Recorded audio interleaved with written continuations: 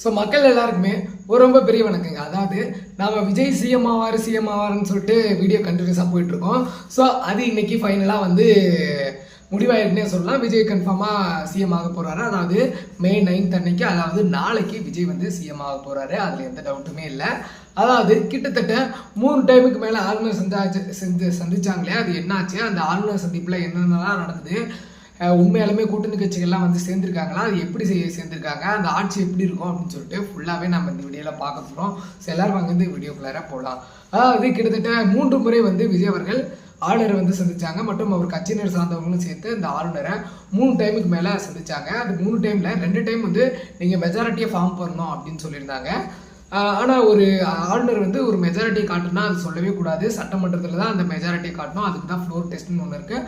அங்கே தான் 118 பேர் வந்து கை தூக்குவாங்க. அதாவது 234 தொகுதியில் அறுதி பெரும்பான்மை 118 கை தூக்கி முதலமைச்சராக எல்லாரும் முன்மொழிவாங்க. ஸோ அங்கே அப்படி தான் நடக்கணும். ஆனால் இங்கே ஆளுநர் ஏன் இப்படி பண்ணுறாரு, எதுக்காட்டி இப்படி பண்ணுறாருன்னு இது வரைக்கும் தெரியல. சிலரை கேட்கும்போது அவர் பிஜேபியோட ஆள் அப்படின்ற மாதிரியும் பேசிட்டு இருக்காங்க. ஸோ ஆனால் அப்படி செய்யவே கூடாது. இதுக்கு தான் எஸ்ஆர் பொம்மை வழக்கு அப்படின்றது ஒரு பொம்மை வழக்கு நமக்கு ஏற்கனவே ஆல்ரெடி இதுக்கு பிரதானமாக இருக்குது.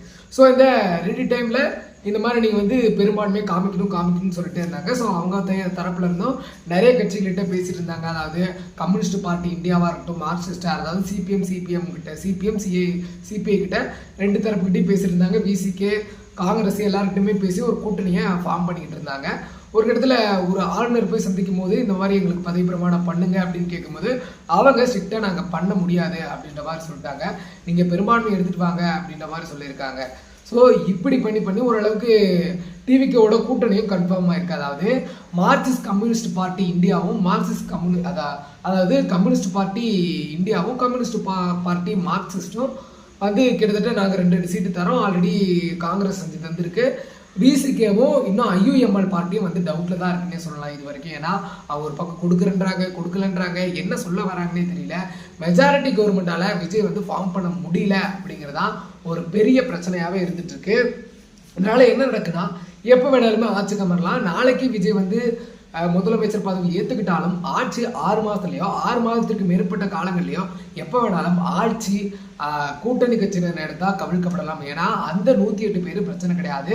மற்ற கூட்டணி கட்சிகளில் இருக்கக்கூடிய, அதாவது சிபிஐ, சிபிஎம் இவங்க 2 பேருமே நாங்கள் திமுக கூட்டணியில் தொடருவோம், ஆனால் வெளியிலிருந்து ஆதரவு அப்படின்ற மாதிரி சொல்லியிருக்காங்க. காங்கிரஸ் மட்டும்தான் கூட்டணியில் பயணிப்போம் அப்படின்ற மாதிரி சொல்லியிருக்காங்க. பிசிகே நாங்கள் இது வரைக்கும் முடிவு எடுத்திருக்கோம் தாவேக்காவுக்கு ஆதரவு தரலான்னு, ஆனால் இன்னும் நாங்கள் அதுவும் முடிவு பண்ணல, இதுக்கு மேலே தான் நாங்கள் சொல்லுவோம் அப்படின்னு சொல்லியிருக்காங்க. கிட்டத்தட்ட ஆளுநரும் ஒப்புதல் அளிச்சுட்டாருன்னு சொல்லலாம். நீங்கள் முதலமைச்சராக வந்து பதவி ஏற்றுக்கலாம் அப்படின்னு நேரு உள் விளையாட்டாருங்கள மே 9 அன்னைக்கு இப்போ முதலமைச்சர் ஆகிறாரு அப்படின்றதுல எந்த சந்தேகமுமே இல்லை. ஆனால் அவர் அமைச்சரவையில் எத்தனை கரங்கள் ஓங்க போகுது அப்படின்னா, ஏன்னா அவர் முதலமைச்சராக முன்மொழியும் போது அதை வழிமொழியறதுக்கான ஆட்கள் நிறைய பேர் தேவைப்படுவாங்க. 118 தேவைப்படும். அப்படி நிரூபிக்கப்படவில்லை என்றால் அவர்கள் வெளிநடப்பு செய்வார். அதாவது சட்டமன்றத்திலிருந்து வெளியேறப்பட்டு 6 மாதத்திற்கு ஆளுநர் ஆட்சி கொண்டு வரப்பட்டு அதற்கு மேலே தேர்தல் நடத்தப்பட்டு அதுக்கப்புறம் அவங்களுடைய பெரும்பான்மையை நிரூபிக்க வேண்டிய கட்டாயம் ஏற்படும். ஆனால் அதுக்கு உண்டான வேலைகளை தடுக்கணுன்றதுக்காண்டி தான் எல்லா கட்சிகளுமே, ஏன்னா திமுகவும் சரி அதிமுகவும் சரி இன்னொரு தேர்தல் வரதுக்கு அவங்க அனுமதிக்க மாட்டாங்க. ஏன்னா ஏகப்பட்ட பொருட்செலவு பணச்செலவில் அவங்க இந்த தேர்தலால் அணுகப்பட்டிருக்கு. ஸோ அதனால் அவங்களும் விரும்ப மாட்டேன்றதுனால எல்லா கூட்டணி கட்சிகளும் சேர்ந்து விஜய்க்கு உண்டான ஆதரவு வழங்கி இப்போதைக்கு ஒரு கவர்மெண்ட்டை அமைக்கிறதுக்கு ஹெல்ப் பண்ணுறாங்க. ஸோ இதுபடி பார்த்தா நாளைக்கு தமிழக முதல்வராக விஜய் பதவி இருக்காரு. ஃபைனலி அது கன்ஃபார்ம் ஆயிருக்குன்னே சொல்லலாம். ஸோ இது மாதிரி நாளைக்கு என்ன நடக்குது அப்படின்னு சொல்லிட்டு நான் அடுத்த வீடியோவில் பார்க்க போகிறோம். ஸோ எல்லாரும் அதுலேருந்து நம்ம சேனலை ஸ்டே கனெக்டடாக இருங்க. நான் லீவாக இருக்கிறேன். தேங்க்யூ.